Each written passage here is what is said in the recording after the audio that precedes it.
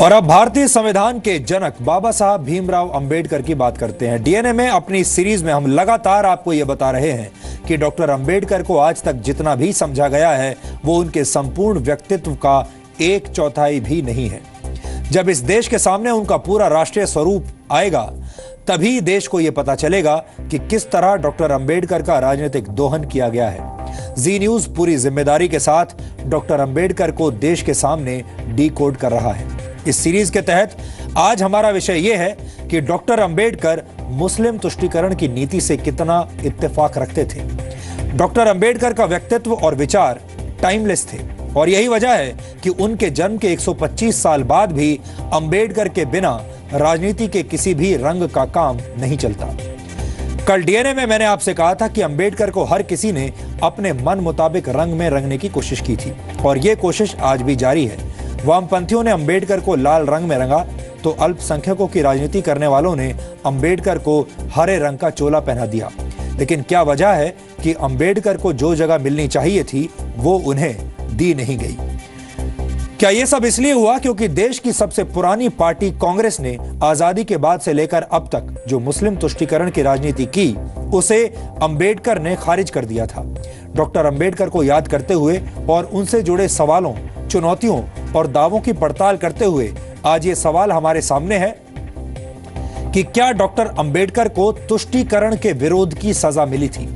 देश के मुसलमानों और भारत के बंटवारे पर डॉक्टर भीमराव अंबेडकर के जो विचार थे उन्हें लेकर आज भी विवाद होता रहता है। मुसलमानों को लेकर डॉक्टर अंबेडकर का सबसे बड़ा एतराज यह था कि कांग्रेस हर हालत में मुसलमानों के तुष्टीकरण में लगी रहती है। अंबेडकर का मानना था कि कांग्रेस मुसलमानों की हर मांग को स्वीकार करती है लेकिन अछूत माने जाने वाले दलित वर्ग को वो अधिकार नहीं देती जो उन्हें मिलने चाहिए।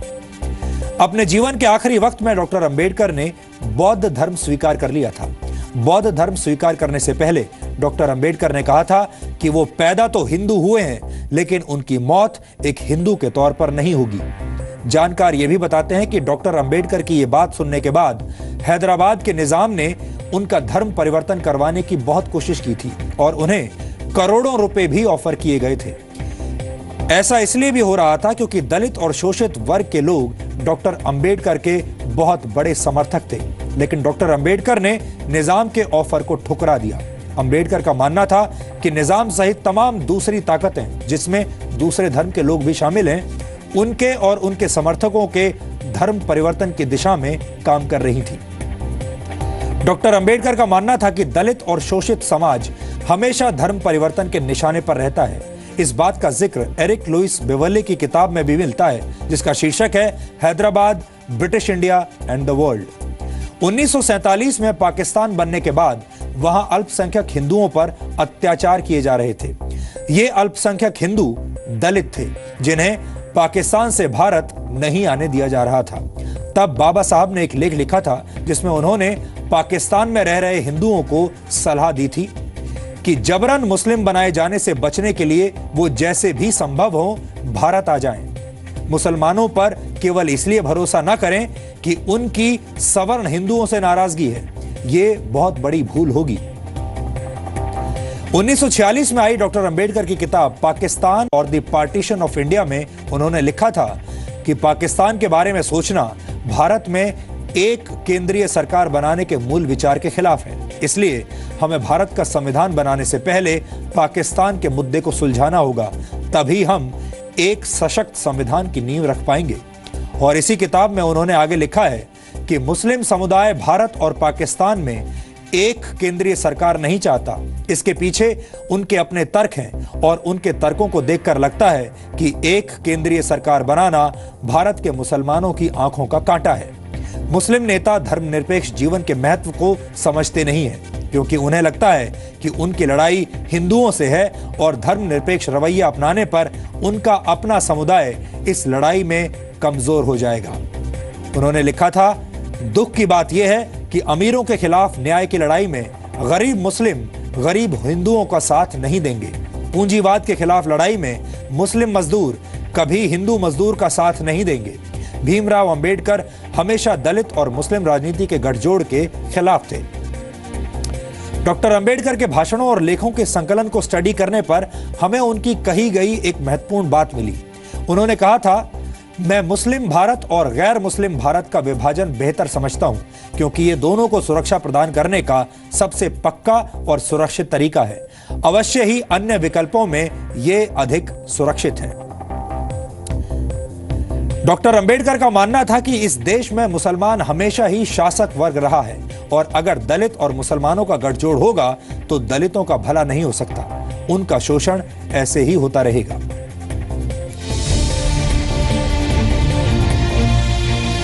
क्या डॉक्टर भीमराव अंबेडकर को उस राजनीति से परहेज था जिसे मुस्लिम तुष्टीकरण कहते हैं? सबसे पहले आपके सामने इस राजनीतिक मान्यता के पक्ष में तर्क रखते हैं।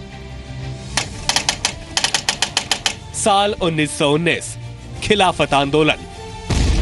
प्रथम विश्व युद्ध में टर्की की हार के बाद अंग्रेजों ने वहां के खलीफा को गद्दी से हटा दिया। टर्की के सुल्तान की गद्दी वापस दिलाने के लिए भारत में भी आंदोलन चलाया गया और कांग्रेस ने इसका समर्थन किया। लेकिन अंबेडकर के विचार क्या थे? अंबेडकर ने कहा था, खलीफा को बनाए रखने के लिए जोर डालना ठीक नहीं है। लखनऊ पैक्ट 1916। कांग्रेस और मुस्लिम लीग के बीच समझौता हुआ कि मुसलमानों के लिए अलग निर्वाचन क्षेत्र बनाया जाएगा। इस पर अंबेडकर ने क्या कहा? 1946 में अंबेडकर बोले, चुनावों में मुस्लिमों को रियायत से हिंदू मुसलमान के बीच दूरियां बढ़ेंगी। तो क्या कांग्रेस ने अंबेडकर का इस्तेमाल सिर्फ वहीं किया जहां उसे ऐसा करना सुविधाजनक लगा? कांग्रेस की नीति थी कि देश में लोगों को बांटो, जाति के नाम पर, धर्म के नाम पर बांट के रखो और अपनी राजनीति करते रहो। और कांग्रेस उसमें लंबे समय तक सफल भी रही, लोगों को बांटने में, राज करने में। और जहां जहां उनको लग रहा था कि जो नेता उसके उस सोच को अगर आड़े आ रहे हैं, उन नेताओं को कांग्रेस ने हमेशा से साइडलाइन किया। अंबेडकर जी पर कांग्रेस ने दो तरीके से व्यवहार किया। उनको संविधान में भी सभा का इसका अध्यक्ष भी बनाया समिति का, लेकिन साथ ही साथ वो जब लोकसभा में खड़े रहे तो कांग्रेस ने उनको 2 बार परास्त किया। और कांग्रेस को ये नहीं नागवार गुजरता है, क्योंकि उनको लगता था ये सब वोट उनकी मोख्तेदारी है, मोनोपोली है। लेकिन ऐसा नहीं होता राजनीति में। कांग्रेस कहती है बीजेपी के आरोप गलत है। अंबेडकर को पार्टी ने पूरा सम्मान दिया। अंबेडकर जी से अगर कांग्रेस की दूरी होती तो वो संविधान बनाने वाली जो कमेटी थी उसके चेयरपर्सन कांग्रेस के सानिध्य से हुए। गांधी जी, नेहरू जी के उनकी निकटता थी, इसलिए पंडित जवाहरलाल नेहरू के कैबिनेट में वो लॉ मिनिस्टर थे। लेकिन संविधान बनाने वाली कमेटी में अंबेडकर को शामिल करना भी कांग्रेस का स्वाभाविक कदम था क्या?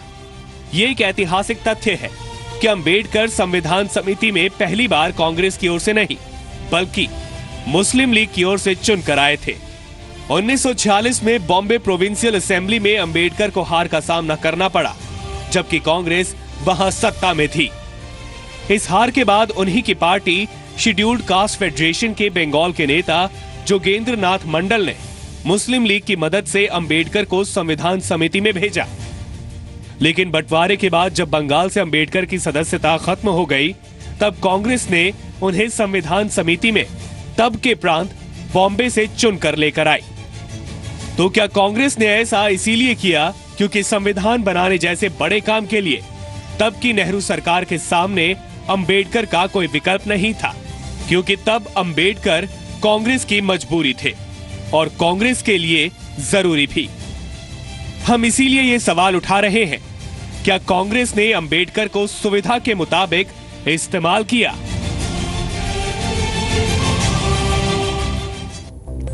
हमें लगता है कि डॉक्टर भीमराव अंबेडकर ने जिस तरह से सामाजिक न्याय और आम लोगों के अधिकार की बात की, वो अपने आप में शुद्ध राष्ट्रवाद है। हमारा मानना है कि डॉक्टर अंबेडकर को ठीक से समझे बगैर भारत आगे नहीं बढ़ सकता और इसलिए अब वक्त आ गया है कि बाबा साहब अंबेडकर के पूरे राष्ट्रवादी स्वरूप को देश के सामने लाया जाए और उनके साथ न्याय किया जाए।